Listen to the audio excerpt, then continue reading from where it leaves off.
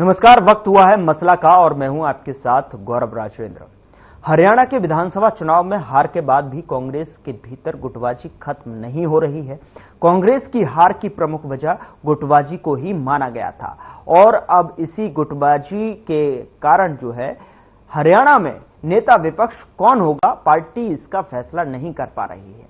हरियाणा में 8 अक्टूबर को चुनाव नतीजे आए थे और तब से अब तक 1.5 महीने से ज्यादा का वक्त गुजर चुका है, लेकिन कांग्रेस इसी उलझन में है कि हरियाणा में इस बड़े पद पर कौन सा नेता बैठेगा।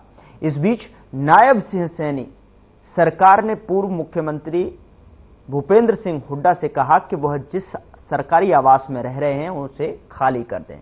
मसला में जो है आज सवाल ये कि क्या हरियाणा कांग्रेस में बढ़ रही गुटबाजी, और सवाल यह भी कि क्या आपसी गुटबाजी से ही हारी थी कांग्रेस, ये भी समझने की कोशिश करेंगे कि क्या संगठन मजबूत करने में नाकाम रही थी कांग्रेस।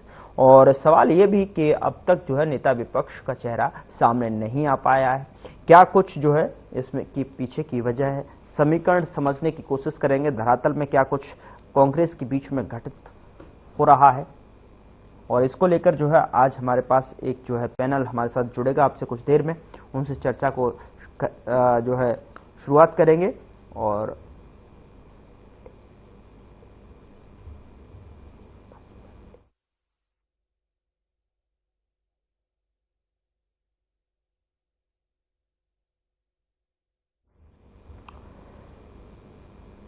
तो हरियाणा कांग्रेस में लगातार गुटबाजी बढ़ती जा रही है, क्या इसी का नतीजा के नेता विपक्ष जो है सामने नहीं आ पा रहा है, उसको लेकर जो है कहीं ना कहीं ये भी कयास लगाए जा रहे हैं क्या हरियाणा कांग्रेस के भीतर कुछ बड़ा बदलाव होने की संभावना है।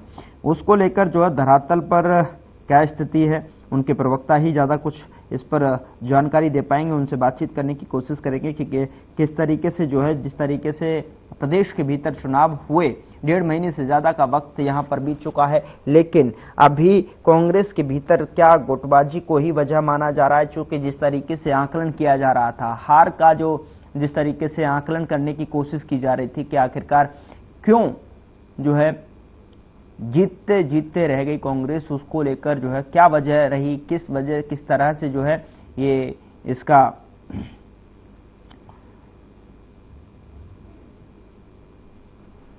इसके मायने क्या हैं। और अब से कुछ देर में जो है हमारे साथ एक पैनलिस्ट हमारे साथ जुड़ेगा और पैनल में हम कोशिश करेंगे कि किस तरीके से जो है ये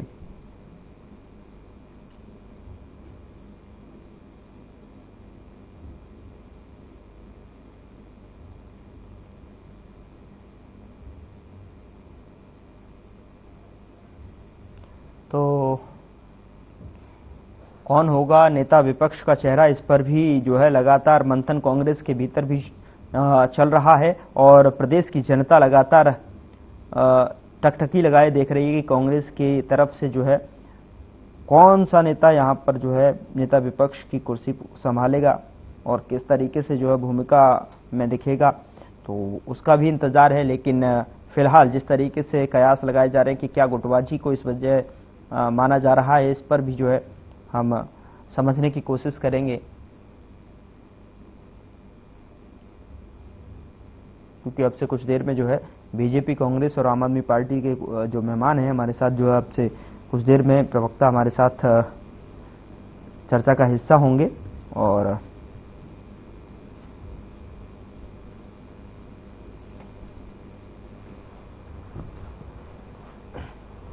किसे मिलेगी नेता विपक्ष की जिम्मेदारी, ये भी अपने आप में बड़ा सवाल बना हुआ है। और क्या हरियाणा कांग्रेस में बढ़ रही है गुटबाजी, ये भी हम जानने की कोशिश करेंगे, समझने की कोशिश करेंगे।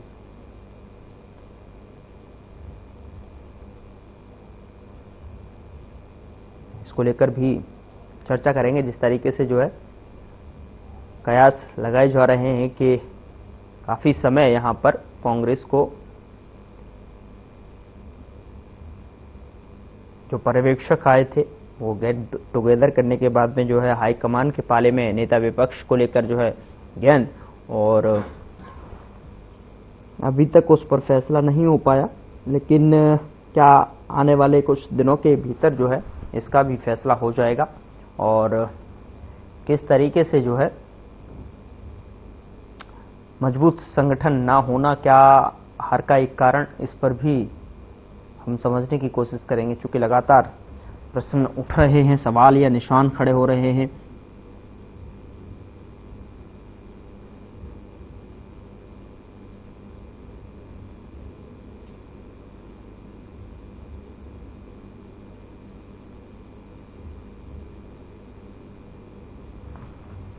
कांग्रेस के भीतर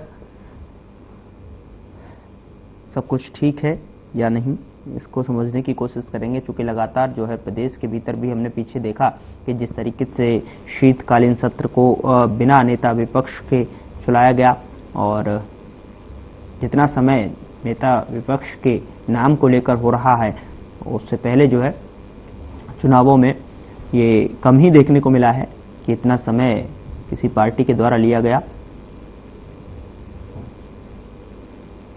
क्योंकि लगातार जो प्रवक्ता हमारे साथ बैठते हैं वो लगातार ये कहते हुए नजर आ रहे थे कि अब से विद इन वीक में नेता विपक्ष पर भी फैसला हो जाएगा। लेकिन इसकी वजह क्या है, क्या कारण रहे हैं, क्या कारण हो सकते हैं, इसको टटोलने की कोशिश करेंगे। मसला में इस मसले पर चर्चा आज हम करेंगे।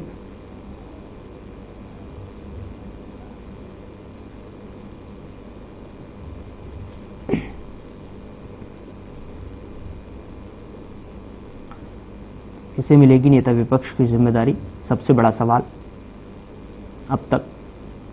और क्या हरियाणा कांग्रेस में बड़ा बदलाव हो सकता है, ये भी कहीं ना कहीं अपने आप में एक बड़ा सवाल बना हुआ है।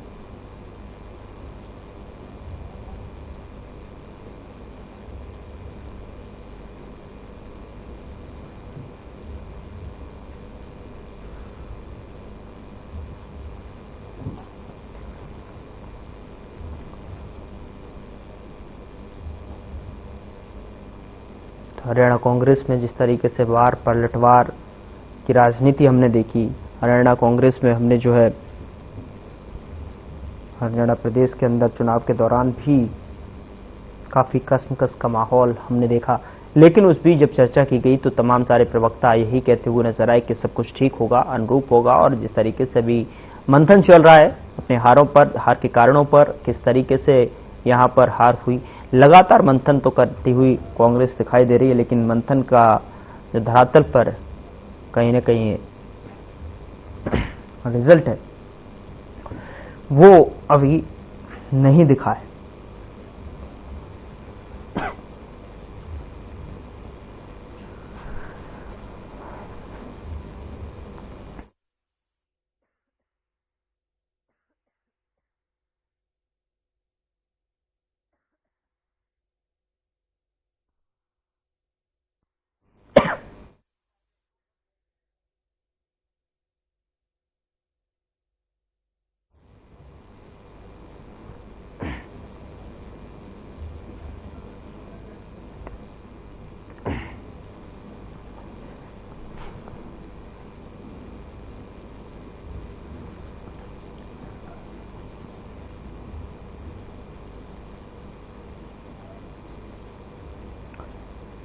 तो मसला में आज चर्चा की शुरुआत करते हैं। उससे पहले जो है मेहमानों का तारुफ मैं आपके साथ करा देता हूं। हमारे साथ सुनील फोगाट हैं, प्रवक्ता बीजेपी की तरफ से हमारे साथ जुड़ रहे हैं, बहुत स्वागत है सर आपका।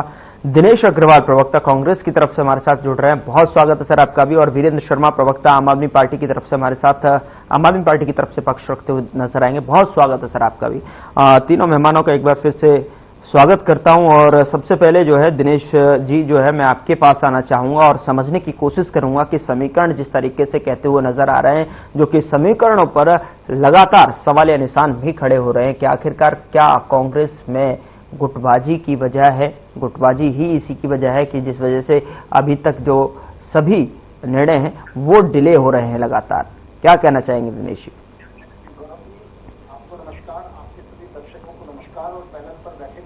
सभी साथियों को नमस्कार।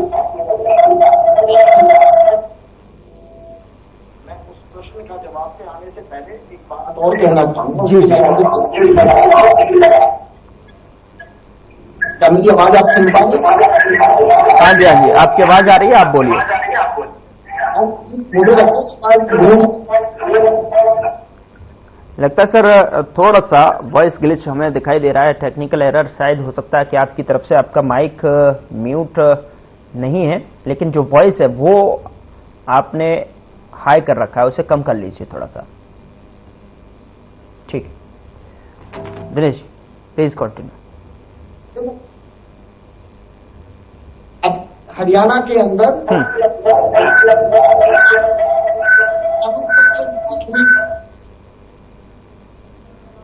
ठीक है सर, आपकी टेक्निकल वॉइस में एरर आ रहा है, आपका जो है वॉइस में टेक्निकल एरर, और इसको दुरुस्त कर जो है मैं वापस लौटता हूं आपके पास। जो है सुनील जी, मैं आपके पास आना चाहूंगा और समझने की कोशिश करूंगा कि जिस तरीके से हरियाणा प्रदेश में जिस तरीके से कांग्रेस लगातार अपने हार को लेकर जो है मंथन कर रही है, और इस बीच जो है तमाम तरीके के सवाल अब खड़े होते नजर आ रहे हैं, क्या कहना चाहेंगे? आपकी प्रतिक्रिया, क्या वाकई में इसकी वजह संगठन मजबूत ना होना है?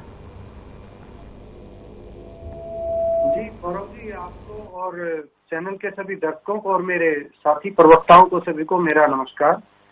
और जैसा आपने बताया गौरव जी कि अब इस पे बहुत ज्यादा लंबी चौड़ी चर्चा करने की कोई मुझे नहीं लगता कि कोई विषय बचा है इस बारे में, क्योंकि हम कितनी बार तो लगातार चर्चा करते आ रहे हैं कि हरियाणा में विपक्ष का नेता नहीं बना। अब आप देखिए, पहले इन्होंने डेडलाइन दी कि हमारे पर्यवेक्षक आएंगे, वो बात करेंगे, जो रिपोर्ट होगी उसके आधार पे हमारी पार्टी फैसला लेगी। फिर उन्होंने कहा कि एक एक इंडिविजुअल जो हारे हुए विधायक हैं, जो हारे हुए कैंडिडेट हमारे, उनसे भी सलाह मशवरा करके फैसला लेंगे। कितने बाहर से इनके नेता आए पर्यवेक्षक बन के, उन्होंने भी अपने फैसले सुनाए, जो भी रिपोर्ट तैयार करी उन्होंने अपनी। ये हर समय पहले दिवाली का नाम था, फिर कहा सेशन तक कर लेंगे हम, फिर दूसरे सेशन तक कर लेंगे हम, फिर कांग्रेस ने टाइम दिया कि हम महाराष्ट्र और झारखंड चुनाव में व्यस्त हैं। हालांकि देखिए, झारखंड और महाराष्ट्र में अकेली कांग्रेस तो चुनाव लड़ नहीं रही, मैं आपके पास आऊं। वहाँ पे बीजेपी भी चुनाव लड़ रही थी, दूसरी पार्टियां भी चुनाव लड़ रही थी। लगेगा टीम के द्वारा कि आपकी वॉइस ठीक हो गई तो मैं आपके पास वापस आऊंगा। ठीक है, जी सुनील जी। जिसके पास नियत ही ना हो काम करने की, जिस संगठन को आगे बढ़ाने की। जी गौरव जी, मुझे सुन पा रहे हैं क्या? बिल्कुल बिल्कुल, आपकी आवाज आ रही है सर, प्लीज कंटिन्यू। जी, जिसके पास संगठन को चलाने की या संगठन को बढ़ाने की नियत ही ना हो, नीति ही ना हो, तो वो पार्टी क्या सरवाइव करेगी? अब आगे से आगे तारीख ये देते गए। अब देखिए, झारखंड और महाराष्ट्र का चुनाव भी हो चुका, अब ये कहेंगे कि हरियाणा में निकाय चुनाव आ गए, इस वजह से वहां पे पार्टी व्यस्त है, दिल्ली में अब चुनाव आ जाएगा, वहां पे पार्टी व्यस्त है। ये कहीं ना कहीं इस प्रकार की बातें करके सिर्फ और सिर्फ जो जनता ने, हरियाणा की सम्मानित जनता ने 37 सीट कांग्रेस पार्टी को देकर के इतनी मजबूती से विपक्ष में बिठाने का काम किया था, उसकी विपक्ष में रह के भी ये जनता की आकांक्षाओं पर ये खरा नहीं उतर पा रहे। अरे भले आदमियों, जिन लोगों ने आपको वोट दिया है, 37 विधायक जो चुने गए, कम से कम उनको तो ढंग से काम करने दो, उनको तो फैसले लेने दो बैठ के, कि वो सदन को चलाने में उनकी एक भूमिका रहे। सदन का विपक्ष का जो नेता होता है उसका बड़ा अहम रोल होता है सदन के अंदर। वो सरकार को बाध्य कर सकता है कोई भी जवाब देने के लिए, एक अपना उसका एक संवैधानिक एक उसकी वैल्यू है उस पद की। लेकिन कांग्रेस पार्टी नहीं समझती। कांग्रेस पार्टी के अंदर तो आज भी ये लड़ाई है, चाहे राष्ट्रीय स्तर पे हो, चाहे यहाँ पर क्षेत्रीय स्तर पे हो, हरियाणा, पंजाब, कहीं भी देख लीजिए, सिर्फ और सिर्फ ये लड़ाई है कि जो कुछ परिवार इस पार्टी में जो एक छत्रप राज चलता आया है जिनका, अब उनका ये है कि हमारा कब्जा रहे पार्टी के ऊपर। कोई गुट चाहता है मेरा कब्जा हो, एक दूसरा गुट चाहता है संगठन के ऊपर मेरा कब्जा हो। और सरकार तो इनकी है नहीं, सरकार इनकी ले दे के 2-3 स्टेट में बची है, वहां पे भी ये किस प्रकार से जनता की भलाई करते होंगे, ये तो आप सबसे बड़ा उदाहरण तो हरियाणा में रह के ही देखिए।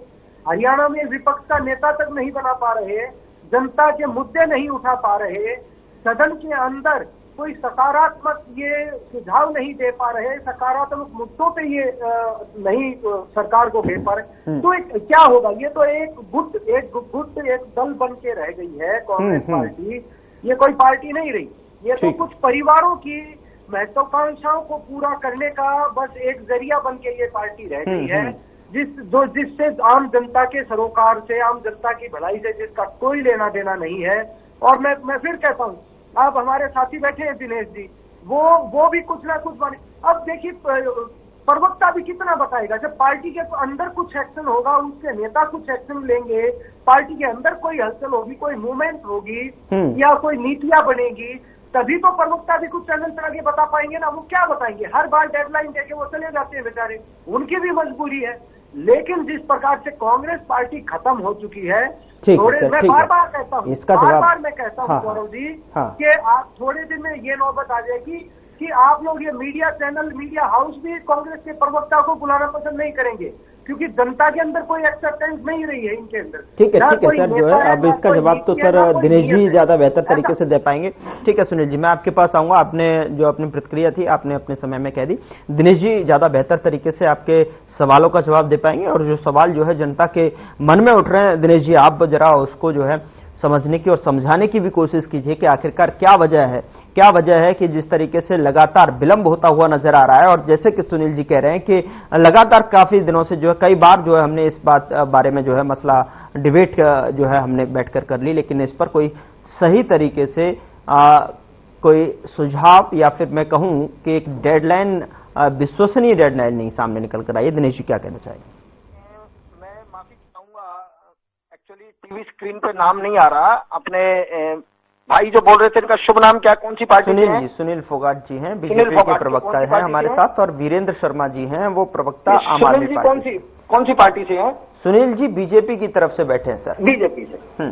चलो बहुत अच्छी बात है, बहुत बढ़िया बात है इन्होंने कही।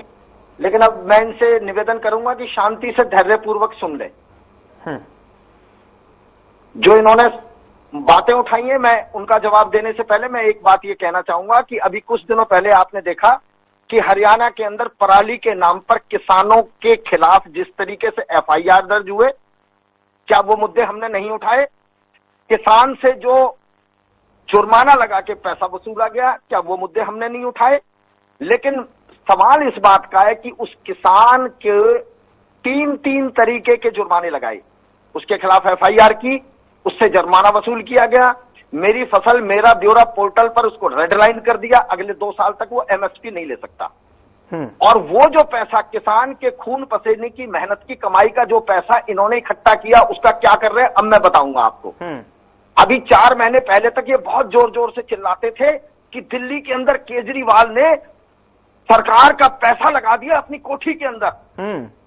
कोठी किसकी थी? सरकार की थी ना, वो केजरीवाल की खुद की तो नहीं थी ना। वो केजरीवाल की खुद की नहीं थी, सरकार की कोठी थी। सरकार ने टेंडर किए होंगे तब पैसा लगा होगा। प्रधानमंत्री की कोठी में कितना पैसा लगा है कभी इन्होंने बताया? और इनके गृह मंत्री की कोठी में जो गाड़ियां थी सरकार के पास, वो कंडम हो गई क्या? एक तरफ जब हम सरकार छोड़ के गए थे 60,000 करोड़ का कर्जा था प्रदेश पे, अब 4.5 लाख करोड़ का कर्जा है। 80 करोड़ के उड़न खटोले के अंदर मुख्यमंत्री घूमेगा और इनके मंत्री घूमेंगे अब लग्जरी गाड़ियों के अंदर। उसका जवाब नहीं देते जनता को। और क्या कह रहे कि आप सरकार को घेर नहीं पा रहे। अरे भाई, जब तुम कह रहे हो हम सरकार को नहीं घेर पा रहे, तुम अगर बेशरम हुए पड़े हो तो क्या घेरे तुमको? हम तो रोज पूछते हैं कि 500 रुपए में सिलेंडर देना था, कब दोगे? 2100 रुपए तुमने बहनों को लाडो बहन योजना में देना था, कब दोगे? तुमने 2.5 लाख सरकारी नौकरी देनी थी, कब दोगे? हम तो रोज पूछ रहे हैं। तो हमने कहा था तुमने एमएसपी के ऊपर जीरी खरीदनी थी, किसान की 3100 रुपए की जीरी 1700 रुपए में पिटवा दी। हम तो रोज पूछ रहे हैं कि डीएपी खाद क्यों नहीं दे रहे? तुम उसके आधार कार्ड के ऊपर बांटते हो, 3-3 दिन पूरी रात लाइन में लगा के रखते हो किसान को। किसान आत्महत्या करके मर जाता है, उसके बाद बेशर्म मुख्यमंत्री क्या कहता है? कहता है वो किसान नहीं था। और अभी 2 घंटे पहले की घटना बता रहा हूं आपको, लिख लो मेरी बात को। प्राइम न्यूज चैनल पर इनका एक प्रवक्ता सुरिंदर सिंह, नाम बता रहा हूं आपको और मैं लिंक भेजूंगा उसका। वो सुरिंदर सिंह भारतीय जनता पार्टी का प्रवक्ता ये कहता है कि जो बॉर्डर के ऊपर आज प्रदर्शन हो रहा है वो किसान नहीं है, किसान तो खेत के अंदर है, वो तो कांग्रेस के गुंडे हैं। और एंकर उससे पूछ रहा है कि आप कैसे डिफाइन कर सकते हैं कि वो गुंडे हैं? कहता है कि किसान तो खेत में है। अरे किसान खेत में है, वो कांग्रेस के गुंडे हैं, तो आपका उपराष्ट्रपति किसके लिए भाषण दे रहा है? वो जगदीप धनखड़ किसके लिए भाषण दे रहा है फिर? कि भाई किसान की सुनो। मैं जानता हूं किसान से ना जगदीप धनखड़ को लेना देना, ना इनको लेना देना। उनको इस बात का इनाम मिला था कि वो वेस्ट बंगाल के अंदर वहां पर गवर्नर बन के गए थे और वहां की सरकार को हिलाने का काम किया, तोड़ने का काम किया था। उसके इनाम में उनको उपराष्ट्रपति बना दिया। जब जगदीप धनखड़ देश का उपराष्ट्रपति मोदी के पैरों की तरफ, ठीक है सर, आपने पूरी विवेचना कर ली, पूरी टिप्पणी कर ली। सुन लीजिए बात को पूरी। नहीं, मैं बिल्कुल सुनूंगा, मैं बिल्कुल सुनूंगा आपकी बात को, मैं बिल्कुल सुनूंगा। प्रधानमंत्री मोदी के पैरों की तरफ हाथ बढ़ा के नमस्ते करता है, मोदी उसकी तरफ देखता नहीं है, नमस्ते नहीं लेता उसकी। ये हालत तो उपराष्ट्रपति की है। आपने पूरी विवेचना कर ली दिनेश जी।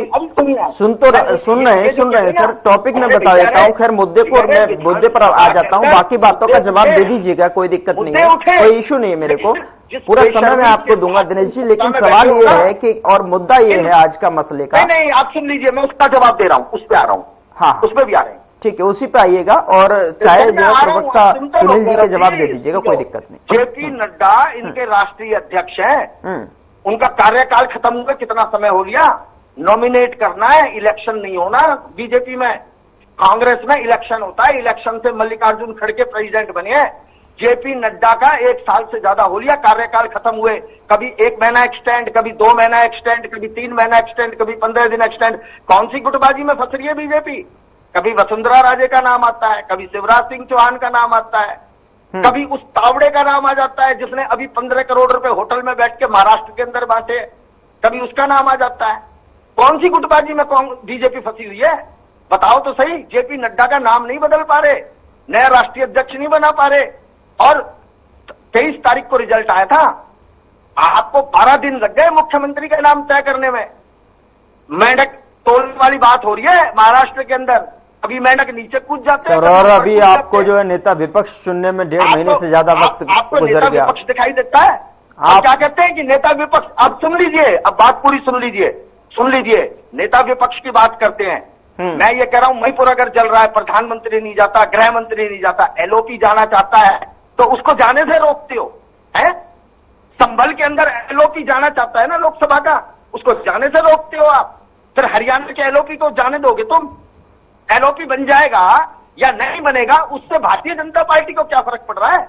ये भारतीय जनता पार्टी ने जो चुनाव से पहले जनता से वायदे किए, उनकी बात करो ना तुम। नहीं बन जाएगा या नहीं बनेगा? नहीं, सुन लीजिए गौरव जी, मेरी बात सुन लीजिए सर। आपकी की बात को सुन रहा हूं मैं तब से, 1.5 महीना इत्मीनान से जो है सभी लोग जो है बैठ के आपकी की बात को सुन रहे हैं। नहीं, आपका चैनल भी पिच पर, बीजेपी की पिच पर बैटिंग कर रहा है। बीजेपी आपको बातें कर रहे हो सर? आपसे सवाल क्या कर लिए, 2-4 सवाल क्या कर लिए, आपका बीपीआई हो जाता है। बीजेपी बात करना चाहती है। कैसी बात कर रहे हैं सर? कैसी बात? मेरी बात पूरी सुन लीजिए।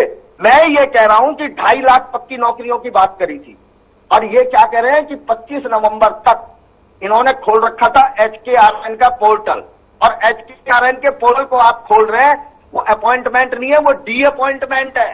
और सबसे बड़ी बात सुनिए, जो धोखा हरियाणा की सरकार कर रही है, मैं आज खोल रहा हूं वो राज। आप पक्की भर्ती जब करते हैं तो उसमें SC, ST, BC, OBC का कोटा होता है, रिजर्व। लेकिन इन कच्ची भर्तियों में उनका कोई कोटा नहीं है। आप डाका डाल रहे हो संविधान के ऊपर, आप डाका डाल रहे हो लोकतंत्र के ऊपर। आप जो गरीब है, जो कमेरा वर्ग है, उसके हकों पे डाका डाल रहे हो। BC, OBC के कोटे को खत्म कर रहे हो। ये चाल है आपकी। आप SC, ST के कोटे को खत्म कर रहे हो, क्योंकि पक्की नौकरियां भर्ती करोगे तो आपको कोटा देना पड़ेगा। आप कच्ची भर्तियों के माध्यम से उस गरीब वर्ग को मारने की बात कर रहे हो। और चुनाव में क्या चलाते थे? हमारी बहन, बहुत लाडली बहन, तेलजा बहन, ये चलाते थे ना तुम। आज उस बहन के जो भाई हैं, जो SC, ST वर्ग के हैं, उनके हकों पर डाका डाल रहे हो, नहीं डाल रहे आप? मैं कितने मुद्दे गिना दूं हरियाणा के? चलिए, डेंगू की फॉगिंग कराई क्या आपने? चलिए ठीक है दिनेश जी, काफी समय में आपकी बातों को सुना, लेकिन मुद्दों की अगर बात की जाए, एक सवाल, और ये तो सुनील जी के सवालों का ही जवाब देते रहेंगे। जो हमने पूछा उसका आप डिनाई कर रहे हैं, उसे इग्नोर कर रहे हैं, कोई दिक्कत नहीं। मैं आपके पास वापस लौटूंगा, चूंकि फिलहाल जो है मुझे एक छोटे से ब्रेक के लिए यहाँ पर रुकना है, और ब्रेक के जब बाद में वापस लौटूंगा तो वीरेंद्र शर्मा जी मैं आपके पास आऊंगा और आपसे जानने की कोशिश करूंगा कि क्या हरियाणा कांग्रेस में जिस तरीके से जो है मुश्किलात का दौर जो देखने को मिल रहा है, क्या वो जो है कहीं ना कहीं गुटबाजी की वजह इसको मानना चाहिए या नहीं। एक छोटा सा ब्रेक, फौरन हाजिर होते हैं।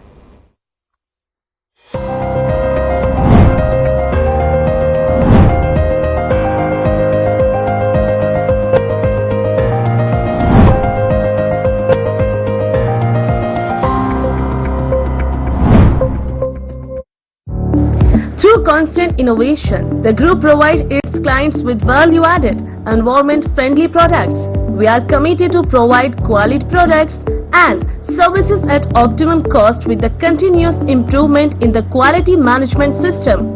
Producing high-value paper, making us India's largest producer of branded papers, fine papers and packaging broad segments. Focused on customers in all our operations. Hence, extensive investments are made towards people and people practices. KRPL world's leading eco-friendly paper from agro residue. पता है, लोग अक्सर मुझसे पूछते हैं call centre का steady job क्यों छोड़ा? I wanted more out of life. बस मैंने अपना स्टार्टअप शुरू किया। जानना चाहोगे कैसे? Then start up your own business as an LIC agent. यहाँ सब कुछ है, great products, zero investment, leading organisation and unlimited opportunities. तो क्या आप तैयार है? LIC एजेंट बनो, अब बड़ा सोचो।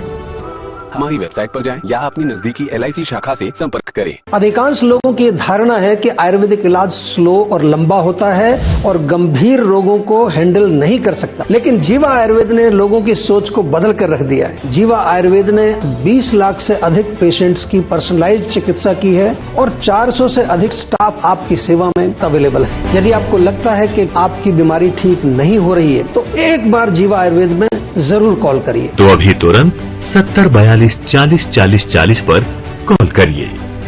चुलबुलापन जिसकी हर बात में खुल जाए, मेरी जैसी मेरी अपनी पताका। पताका चाय, गजब का स्वाद।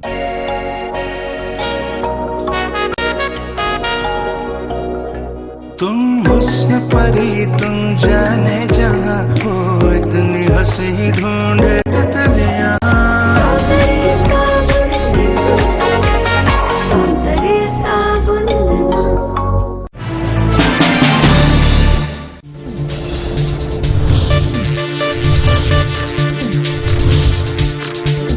साधना इंस्टीट्यूट के छात्र हर साल नए नए जगहों पर, नए नए संस्थानों पर काम करने के लिए जाते हैं, उन्हें प्लेसमेंट मिलता है और साथ ही साथ वो संस्थानों का और साधना इंस्टीट्यूट का नाम भी रोशन करते हैं। तो अगर आप इलेक्ट्रॉनिक मीडिया, मास कम्युनिकेशन में अपना करियर बनाना चाहते हैं तो साधना इंस्टीट्यूट आपके लिए एक सबसे बढ़िया विकल्प है।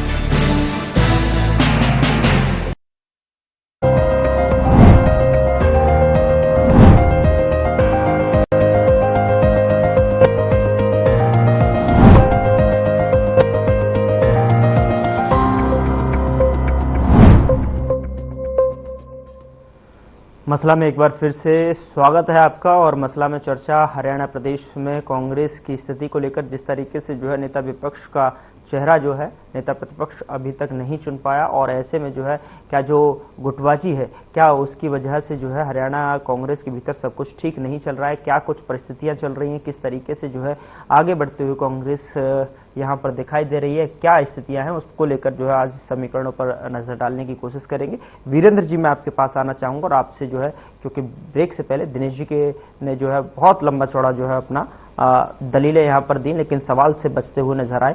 वीरेंद्र जी, आप क्या कहना चाहेंगे? देखिए गौरव जी, सर्वप्रथम मैं आपके चैनल के माध्यम से पूरे हरियाणा प्रदेश की जनता को, तमाम मेरे पैनलिस्ट साथियों को और आपको नमन करता हूं और अपनी बात की शुरुआत करता हूं। देखिए गौरव जी, इस विषय के ऊपर हम शायद पहले भी एक बार आपके चैनल पे ये डिबेट कर चुके हैं कि विपक्ष का नेता कब चुना जाएगा। वैसे तो कांग्रेस पार्टी का ये आंतरिक मामला है, उनकी अपनी एक स्ट्रेटजी हो सकती है और उनकी अपनी सोच हो सकती है, लेकिन विपक्ष के साथी होने के नाते और एक कॉमन मैन की हैसियत से तो मैं कह सकता हूं कि पब्लिक के अंदर, जनता के अंदर जो जिस तरह की परसेप्शन जो बनने जा रही है इनकी लेट लतीफी से, तो वो कहीं ना कहीं पब्लिक के अंदर इस तरह का इनका एक परसेप्शन बिल्ड होने का काम हो रहा है कि कांग्रेस पार्टी जैसे तमाम पहले अपने लेट लतीफे के लिए जानी जाती है, तो उसी लेट लतीफी के में कांग्रेस पार्टी फंसी हुई है कहीं ना कहीं। दूसरा जो पब्लिक में जो मैसेज जो फैल रहा है वो ये है कि कांग्रेस पार्टी कहीं ना कहीं धड़ों में बटी हुई है, तो उसकी वजह से भी इनका एक विपक्ष का नेता होना एक लेट लतीफी का कारण हो सकता है। लेकिन मैं इसमें आपको आज अगर आप इस विषय पे डिबेट कर रहे हैं तो मैं आपसे दूसरे पहलू पे भी चर्चा करना चाहूंगा और वो बनता भी है। विषय आज का नेता विपक्ष नहीं है, सवाल मेरा नेता विपक्ष को लेकर है, विषय जो है नेता विपक्ष को नहीं है। लेकिन कांग्रेस में जिस तरीके से गुटबाजी है और जिस तरीके से मंथनों का दौर है, हार पर जिस तरीके से स्पष्टीकरण लगातार कांग्रेस करती हुई नजर आ रही है, क्या उसको लेकर जो विषय है हमारा जो है आज का मसला में, और सवाल तो नेता विपक्ष का है ही है, क्योंकि प्रदेश में बहुत सारी जनता के बीच में ये सवाल उठ रहा है बार बार। और कांग्रेस के अंदर जो है जिस तरीके से गुटबाजी का दौर देखने को मिल रहा है, क्या ये वजह हो सकती है, ये जानने की कोशिश कर रहे हैं। और दूसरी चीज, क्या संगठन का मजबूत ना होना ये हार का एक बड़ा कारण है क्या? इस पर जो है आज का विषय जिस तरीके से है वो मैं आपके बता दूं। जी प्लीज कंटिन्यू कीजिए वीरेंद्र जी। जी देखिए गौरव जी, मैं बिल्कुल इसी विषय पे बात करना चाह रहा था, लेकिन आपने तो आप कह रहे हैं कि इसका कारण क्या है, नेता विपक्ष का होना क्या कारण है।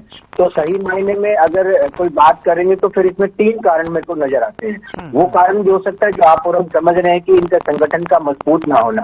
अगर किसी भी पार्टी का, किसी भी संगठन का अगर धरातल पे संगठन मजबूत नहीं होगा तो उसकी इकाइयां मजबूत नहीं होंगी, उसकी सेल मजबूत नहीं होगी, प्रदेश अध्यक्ष नहीं होगा, उनके जिला अध्यक्ष नहीं होंगे, तो उससे क्या होता है, संगठन में जो नेता लोग होते हैं उनका मनोबल गिर जाता है, तो उससे मानसिक दबाव की स्थिति पैदा हो जाती है। संगठन में मनोबल तब बढ़ता है जब आपका पूरा का पूरा संगठन धरातल पे मजबूत तरीके से खड़ा हो, तो आपका मनोबल बढ़ जाता है, और मनोबल बढ़ेगा तो आप अपने निर्णय बहुत फास्ट और बहुत सही तरीके से ले पाएंगे। तो ये कारण तो हो ही सकता है। दूसरा, कांग्रेस का जो लोगों में परसेप्शन है कि दरों में बढ़ना भी इसका कारण हो सकता है, लेकिन जैसे मेरे सुनील भाई जो बैठे हैं ये कह रहे थे, मैं इनको भी ये बताना चाहूंगा कि पक्ष और विपक्ष में दोनों में भूमिकाएं समान होती हैं।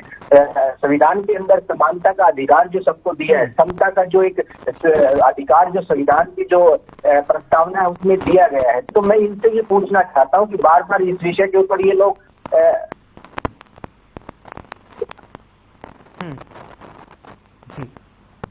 बार बार ये इस विषय के ऊपर बात करते हैं कि इनका एलओपी का नेता नहीं है, तो उसमें कहीं ना कहीं जो सत्ताधारी दल होता है गौरव जी, उसकी बहुत बड़ी भूमिका होती है। वो कैसे होती है कि अगर संविधान की पालना करेंगे और उसमें जो उसकी जो प्रस्तावना है उसकी पालना करेंगे, तो उसमें समता का जो अधिकार है वो इनको देना पड़ेगा। आप पॉलिटिकल पार्टीज को डिमोटिवेट करने का काम हिंदुस्तान के अंदर कर रहे हैं। अगर पार्टियां डिमोटिवेट होंगी, वहां के नेता डिमोटिवेट हो जाएंगे, और डिमोटिवेट होने का क्या कारण है कि ये कोई भी आंदोलन किसी प्रदेश में होता है उसको ये अपोजिट पार्टी के लोग बता के उसको खत्म करने का काम करते हैं। अगर कोई अपनी जनमत तरीके से कोई बात उठाता है तो उसको दबाने का ये लोग काम करते हैं। विधानसभा में जिन जिन अपोजिट पार्टी के विधायकों ने अपनी बात रखी, क्या उनका इन्होंने सम्मान करने का काम किया? उनके जितने भी मुद्दे थे उन पर कभी सॉर्ट आउट करने का काम किया? नहीं किया। लोकसभा की बात करें, राज्यसभा की बात करें, जो भी विपक्ष का नेता बोलने की कोशिश करता है तो उसको दबाने का ये काम करते हैं। तो इनको कहीं ना कहीं कांग्रेस पार्टी को ये भी लगता है, या तमाम पार्टी को लगता है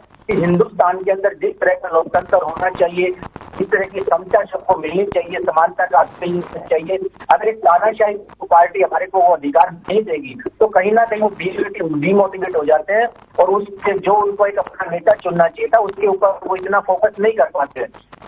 देखिए, अगर समानता का अधिकार मिलेगा और पार्टियां मोटिवेट रहेंगी, लोकतंत्र का सम्मान सही तरीके से होगा, तो उनके अंदर एक एनर्जी आती है। तो वो पार्टियां चाहती है कि विपक्ष का नेता जो बोलेगा उसका सम्मान किया जाएगा, उसको उस तरह की वेटेज मिलेगी, उसको उस तरह का मान सम्मान मिलेगा। अगर वो मान सम्मान, राहुल गांधी जी की बात कर लीजिए, वो कहीं जाना चाहते हैं, कहीं किसी से मिलना चाहते हैं, उसको नहीं मिलने दिया जाता। अरविंद केजरीवाल जी दिल्ली के मुख्यमंत्री, पूर्व मुख्यमंत्री होने के किसी से मिलना चाहते हैं, उनको नहीं मिलने दिया जाता। दिल्ली के सारे अधिकार छीन करके कॉरिडोर वो एक अपना रियासत संसद में उसको पास कर देते हैं, उसके बाद उसमें सारे अधिकार अपने जी को दे देते हैं, सीएम से, चीफ मिनिस्टर से छीन लेते हैं शक्तियां।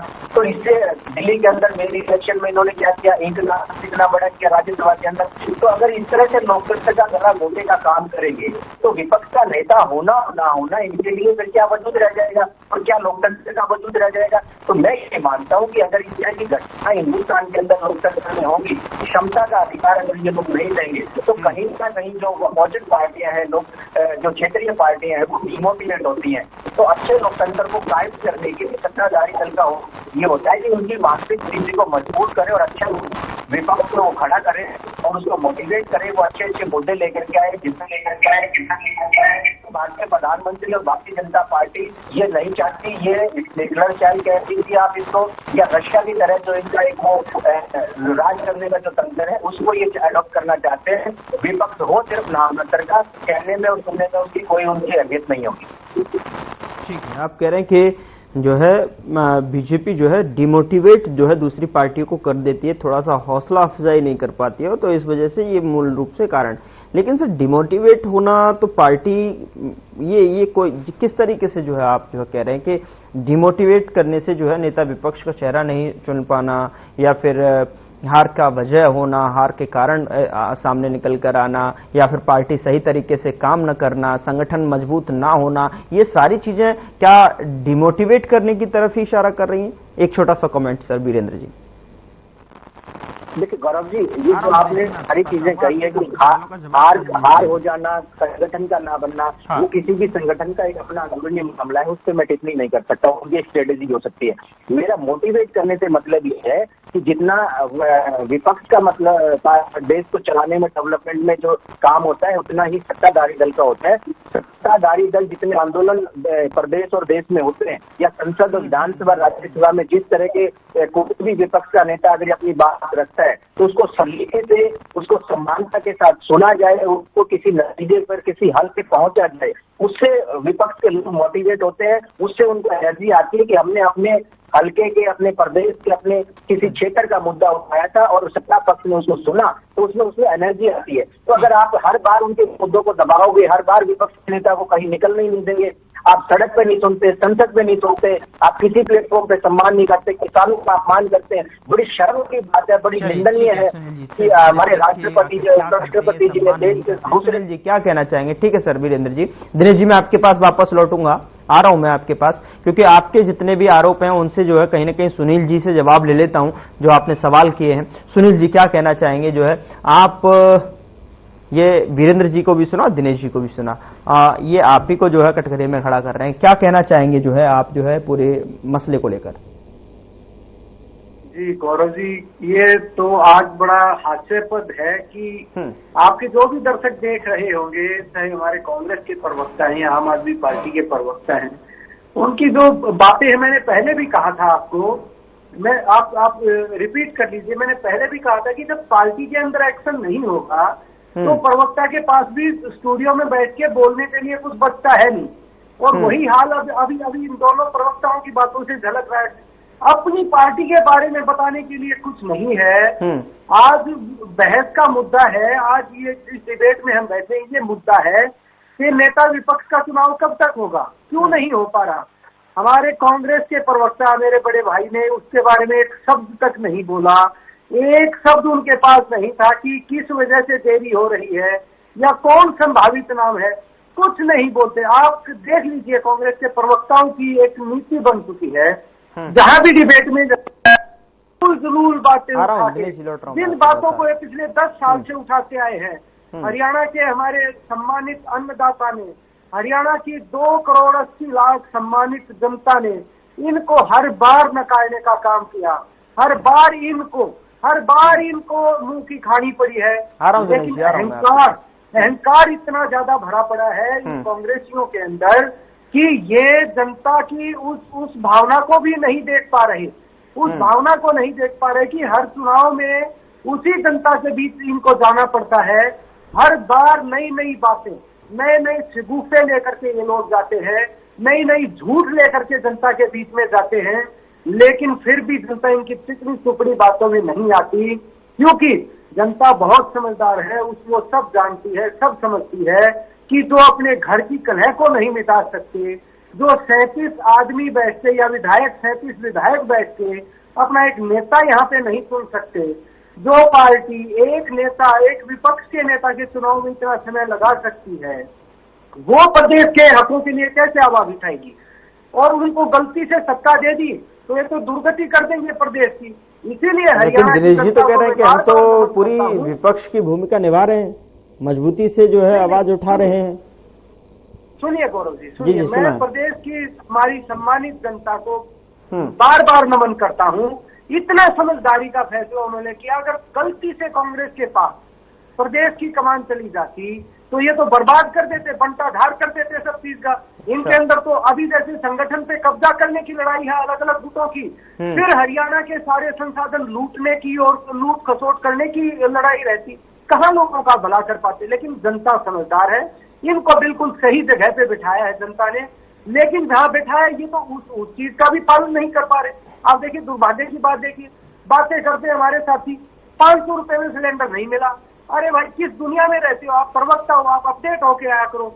चुनाव से पहले हरियाणा में 500 रुपए का सिलेंडर इस हमारे प्रदेश के जो गरीब हमारे भाई हैं उनको 500 रुपए में सिलेंडर मिलना शुरू हो चुका था। तो क्या बात करते हैं आप। और इन्होंने कहा कि जेपी नड्डा जी का कार्यकाल बिल्कुल आ रहा हूं दिनेश जी, मैं आपके पास ही आ रहा हूं। मामला है, लेकिन उसमें ये तो कोई बात नहीं आई ना कि चुनाव नहीं हो पा रहा। ठीक है, आप कहते हो बार बार अध्यक्ष तो है, हमारा पद खाली तो नहीं पड़ा ना। अरे वो भी हमारे जेपी नड्डा जी हमारे नेता है, वो अध्यक्ष रहते आए हैं, उनका कार्यकाल बढ़ा दिया तो ये तो कोई बहस का विषय है ही नहीं, ये तो स्टूडियो का विषय ही नहीं है कि अगर किसी एक नेता है हमारे उनका कार्यकाल बढ़ाना। अरे आपके पास तो नेता ही नहीं है, नेता का नाम ही नहीं है, कार्यकाल बढ़ाना कम करना वो तो अलग बात है। कमाल करते हैं, फिर कहते हैं हेलीकॉप्टर खरीद लिया जी, नई गाड़ियां खरीद ली जी। ये पहली बार खरीदा गया है क्या? कांग्रेस की सरकार में नहीं खरीदे गए क्या? माननीय मुख्यमंत्री है, किसी भी प्रदेश के हैं, पूरे देश में किसी भी प्रदेश के मुख्यमंत्री है, उनकी सुरक्षा की या उनके मंत्रियों की सुरक्षा की या सुविधाओं की जिम्मेवारी क्या सरकार की और प्रशासन की नहीं है? क्या उनको काम नहीं करना पड़ता है?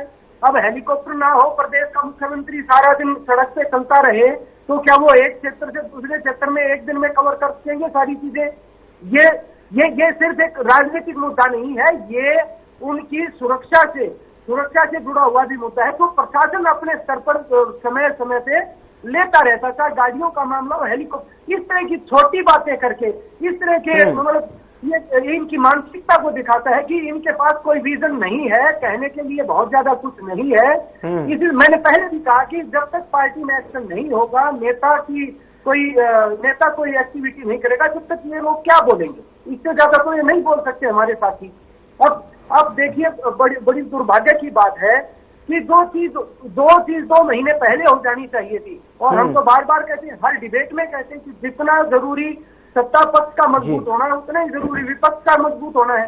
लेकिन ये थोड़ी ना कि विपक्ष का नेता अगर राहुल गांधी को कांग्रेस ने बना दिया तो वो संसद में खड़े होकर उछल कूद करेंगे। अरे संभल का मुद्दा आप संसद में तो उठा नहीं रहे, संसद में तो उसके बारे में आपने बोला नहीं, सीधे निकल लिया गाड़ी उठा के संभल के लिए, वहां पे आग में घी डालने का काम करने के लिए जा रहे हैं आप। जब प्रशासन ने वहां पे धारा लगा रखी है किसी भी बाहरी व्यक्ति को जाने की पहले से ही अनुमति नहीं है, ये नहीं कि राहुल गांधी गए हो और तभी उन्होंने धारा लगाई हो वहां पे, ऐसा तो कुछ है ही नहीं। देखिए इनको पता था कि वहां पे प्रशासन ने मना कर रखा है, बाहरी कोई भी व्यक्ति होगा उसको नहीं जाने दिया जाएगा, सिर्फ और सिर्फ मीडिया में आने के लिए, सिर्फ और सिर्फ अखबारों में छपने के लिए, ये ड्रामा करने के लिए लोग वहां जाते हैं। जब इनकी छपास और दिखास पूरी हो जाती है फिर ये बैठ के डिस्कस करते हैं। एक परिवार की पार्टी है, बैठ के किसका फोटो अच्छा आया अखबार में, किसकी ज्यादा बाइक चली, किसको ज्यादा मीडिया ने दिखाया। अब अगर मीडिया इनसे सवाल करने लगता है तो गौरव जी आपको इन्होंने कह दिया कि आप तो बीजेपी का चैनल है, ये आप तो बीजेपी की लाइन से देखिए। अरे मैं तो दिनेश जी को कहता हूं कि ये पूरा देश बीजेपी के साथ है, तो आप किस किस को पकड़ के ऐसे चिन्हित करते फिरेंगे? चिन्हित करके आप सजा देने का भी काम करेंगे। थोड़ा समय आएगा, कांग्रेस पार्टी इतने छोटे स्तर पे इनकी मानसिकता आ गई है कि एक एक व्यक्ति को पकड़ के इंडिविजुअल ये बात करते हैं कि तू बीजेपी का, तू कांग्रेस। अरे भाई चुनाव हो चुका, कांग्रेस को लोगों ने वोट किया, भारतीय जनता पार्टी को वोट दिया। हमारा तो यही है कि जिसने वोट दिया वो भी हमारा, नहीं दिया वो भी हमारा। चुनाव हो चुका, पार्टियां राजनीति करती है, राजनीतिक दल राजनीति करते हैं, सबकी अपनी विचारधारा होती है, सरकार सबकी साझली होती है। और हमारी भारतीय जनता पार्टी की सरकार नॉन स्टॉप हरियाणा को आगे बढ़ाने के लिए विकास के पथ पर इसको और तेज गति से कैसे लेके जाया जाए, हमारी सरकार पूरे हरियाणा और हरियाणवियों को साथ लेके चलने का काम कर रही है। और इन हमारे भाइयों को ठीक है सर, ठीक है सुनील जी, आपने अपनी बात रखी और जो है दिनेश जी के सवालों का भी जवाब दिया और मैं कोशिश करूंगा कि दिनेश जी यहाँ पर जो है दिनेश जी, अब क्या आप कहना चाहेंगे कि जिस तरीके से जो है उन्होंने बताया कि सिलेंडर उन्हें मिल रहा है, जिस तरीके से जो है और जितनी भी योजनाएं पर्ची खर्ची बिना और जो है जिस तरीके से रोजगार, दिनेश जी आप बताएं। ये कह रहे हैं कि एलओपी नहीं बना, 1.5 महीना हो गया, कर्नाटक में रोका था इनको किसी ने? पूछो ना इनसे, पढ़े लिखे आदमी है, ये पढ़ लिख के आए, मुझे तो अनपढ़ प्रवक्ता कह रहे हैं। कर्नाटक में तो कितने दिनों में बनाया था? कर्नाटक में भिन्न थी कितने दिनों में बनाया था? और अनपढ़ आदमी एक बार जाके अपना मैन्युफेस्टो पढ़ लो, 500 रुपए का सिलेंडर कहीं नहीं लिख रखा कि केवल गरीब को देंगे, हरियाणा प्रदेश के जन जन को देंगे, ये लिखा है उसमें।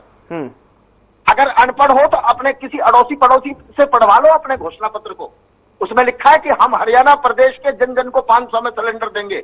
दे रहे हो क्या? 2100 रुपए दिए किसी बहन को? दिए कोई सरकारी नौकरी?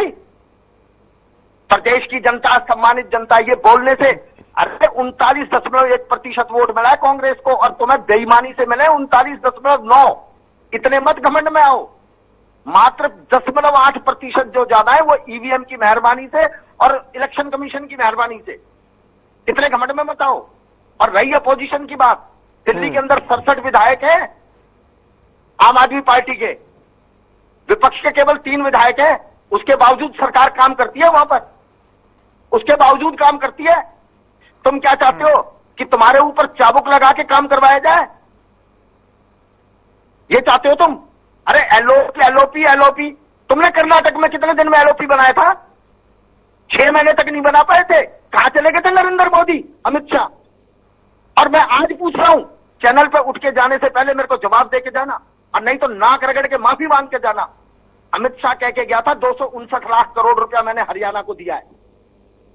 या तो उसका जवाब दे दो, हरियाणा को मिला या नहीं मिला? और नहीं मिला तो कहो कि अमित शाह झूठा है, बोल के जाओ चैनल के ऊपर कि अमित शाह झूठा है। गांधी परिवार दिखाई देता है सिर्फ कोसने के लिए।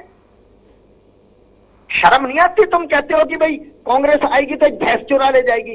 कितनी भैंस चुरा ली तुम्हारी? पास ही आऊंगा सुनील जी। एक आध एफआईआर कराई है तुमने कोई भैंस चोरी होने की? कोई एक आध एफआईआर कोई कमरा चोरी होने की कराई है तुमने? ये भाषा का स्तर बहुत निम्न भाषा का स्तर क्या? भाषा का स्तर इनका नहीं रोका आपने? ये क्या कहते हैं कि शर्म आनी चाहिए, शर्म आनी चाहिए? किस चीज की शर्म? इनका प्रवक्ता 2 घंटे पहले बोल रहा था कि ये जो बॉर्डर के ऊपर खड़े हैं ये किसान नहीं है, कांग्रेस के गुंडे हैं। माफी मांगो इस बात के लिए। मैंने पहले ही कहा दिनेश जी, देश का किसान तुम्हें कांग्रेसियों के लिए, कांग्रेसियों को भगवान वोट लेने के लिए तुम्हें सम्मानित, आप लोगों के लिए बोलने का पता है नहीं आप लोगों के पास, इसीलिए स्टूडियो में बैठ के इतने निम्न स्तर की भाषा का प्रयोग आप तुम्हारे प्रवक्ता ने बोला है, ऐसी प्रवक्ता ने बोला है भाषा के कारण, इसी अहंकार के कारण। अरे ये तो स्टूडियो में बैठ के यहाँ पे गालियां दे रहे हैं दूसरे प्रवक्ताओं को। इनके नेता, इनके मेंबर पार्टी, इनके मेंबर पार्टी मंच के ऊपर बुजुर्गों को लाल ले जाएंगे। अरे लाल मार रहे हैं आपके मेंबर पार्टी मंच के ऊपर बुजुर्गों को, हमारे सम्मानित बुजुर्गों को लाल मार रहे हैं आपके नेता। मंच के ऊपर हमारी बहनों की इज्जत के ऊपर हाथ डाला जाता है। कांग्रेस पार्टी के मंचों के ऊपर बुजुर्गों को लात मारी जाती है, दूसरे प्रवक्ताओं को गालियां दी जाती है, नेताओं को गालियां दी जाती है। अरे कमाल है, इतनी निम्न भाषा का प्रयोग। नाक रगड़ के जाइए, मेरी बारी है बीच में नहीं बोलेंगे। किसने मना किया है? मैं इनके बीच में बोला हूँ क्या? मैं बोला इनके बीच में भाषा का स्तर बता रहे हैं मेरे को। आपकी निम्न मानसिकता नहीं दिखाई दिया जब नरेंद्र मोदी कहता था कि तुम्हारा प्रदेश की जनता ने आप लोगों को नकार दिखाई दिया भाषा का स्तर। हर रोज एक एफआईआर कराएंगे तो हर रोज गालियां देते किसी न किसी साथी को, किसी मीडिया चैनल को जाता है। या तो डिबेट लोगों की नियति बन चुकी है ये। एक एक कर प्लीज समय जाया न करें प्लीज। एक एक कर जो है क्योंकि जनता को भी कुछ समझ में नहीं आएगा, दोनों की वॉइस जो है मिसमैच कर रही है और ऐसे में जो है एक एक कर बोलेंगे ज्यादा बेहतर रहेगा। समय भी कम है, समय भी कम है। जी जी जी जल्दी जल्दी कंप्लीट कीजिए अपनी बातों को। उसके ऊपर जवाब देंगे। ठीक है ठीक है। नहीं, ये उसका जवाब दें। वो कांग्रेस के गुंडे हैं, किसान हैं, और अगर ये कहते हैं कि वो किसान है तो उसके लिए माफी मांगो। अपनी भाषा को नहीं देखेंगे, फिर ये लोग बहाने बनाएंगे कि मीडिया वाले बीजेपी की तरफ बोल रहे हैं। प्रधानमंत्री की भाषा को नहीं देखेंगे ये, चाहे इनकी महिला प्रवक्ता हो या इनके पुरुष प्रवक्ता हो, गालियां देने में बड़ा मजा आता है इनको। स्टूडियो में बैठे हो, मंच में बैठे हो, संसद में बैठे हो, ये जो इनकी निम्न की राजनीति है। आपकी आवाज आ रही है सर, आप बोल सकते हैं, लेकिन जो है एक एक कर बोलेगा, एक एक कर चूंकि समय भी अब जो है इशारा कर रहा है, क्योंकि इजाजत नहीं है ज्यादा, लेकिन आप अपने फाइनल कमेंट की तरफ वन लाइन में जो है कंप्लीट कीजिए दिनेश जी। ठीक है सुनील जी। अब इतनी बुरी हालत होने के बाद भी आप दूसरे लोगों को गालियां देने का काम करते हो। गालियां देने में आप लोग आत्मचिंतन नहीं करते। ठीक है, वीरेंद्र जी के पास जाऊंगा फाइनल कमेंट। वीरेंद्र जी, हमारी हालत बुरी नहीं है। ठीक है सर, ठीक है। जनता के मैंडेट को तुमने जूतों के नीचे कुचला है। ओके ओके, महिलाओं की जनता जवाब देगी, हाथ डालते हैं, प्लीज घरों से क्या बात। Final comment sir. थोड़ा सा भाषा का स्तर ठीक रखिए। वीरेंद्र जी आप बोलिए। पे बैठे हैं, प्रवक्ता बड़ी बड़ी बात कर रहे हैं और ये एनओपी की बात करेंगे जो बहुत बड़े सर्वोच्च अदालत ने ये कहा था कि हिंदुस्तान की लोकतंत्र की हत्या करने वाले लोग, जिनको अपने नैतिकता की बात याद आती है, आज इस चैनल पर बैठ के कह रहे हैं कि कौन सही शब्दों का इस्तेमाल कर रहा है और कौन गलत शब्दों का इस्तेमाल कर रहा है। इनके नैतिकता के आरोप लगे, इनके खेल मंत्री पे क्या आरोप लगे, वो इनको नैतिकता का समझ नहीं आती है। अब मैं इनको कहता हूँ कि ये कह रहे हैं कि जनता जनार्दन ने मैंडेट दिया है, इसके 10 में से 9 मंत्री हार जाते हैं और उसको कहते हैं कि जनता जनार्दन को मैंडेट दिया है। एक भाईसा के पास जिसके पास 11 मंत्रालय 13 मंत्रालय थे, उसकी जमानत का शपथ हो जाती है। तो नैतिकता में इनको तो चलू भर पानी में डूब जाना चाहिए। जिस सरकार के 9 मंत्री कैबिनेट मंत्री आ जाए तो सीधा जनता का मैंडेट ये था कि हमने जो हमें चाहिए था उससे का विकास नहीं किया। चलिए ठीक है सर, जो है समय मुझसे इससे ज्यादा इजाजत नहीं दे रहा है वीरेंद्र जी। फिलहाल समय की कमी के चलते जो है मुझे आपकी वॉइस जो है रोकनी पड़ रही है, माफी के साथ। दिनेश जी बहुत शुक्रिया, सुनील जी बहुत शुक्रिया, वीरेंद्र जी बहुत शुक्रिया हमारे साथ चर्चा में शामिल होने के लिए, आप तीनों मेहमानों का। लेकिन लगातार सवाल यही है कि हरियाणा में प्रदेश की जनता जो विपक्ष को जिस भूमिका में देखना चाह रही है, आखिरकार उनके सामने कब वो समय आएगा कि जिस तरीके से जो है विपक्ष अच्छी तरीके से भूमिका में देखने को मिलेगा। गुटबाजी की तरफ से जो है सारी किल्लतें खत्म होते हुए और जो है हाईकमान अपने नेता विपक्ष का फैसला चुनकर जो है फैसला सुनाकर अपने नेता प्रतिपक्ष को चुनकर हरियाणा की जनता के समक्ष जो है लेकर आएगा। और फिलहाल मसला में इतना ही। नमस्कार।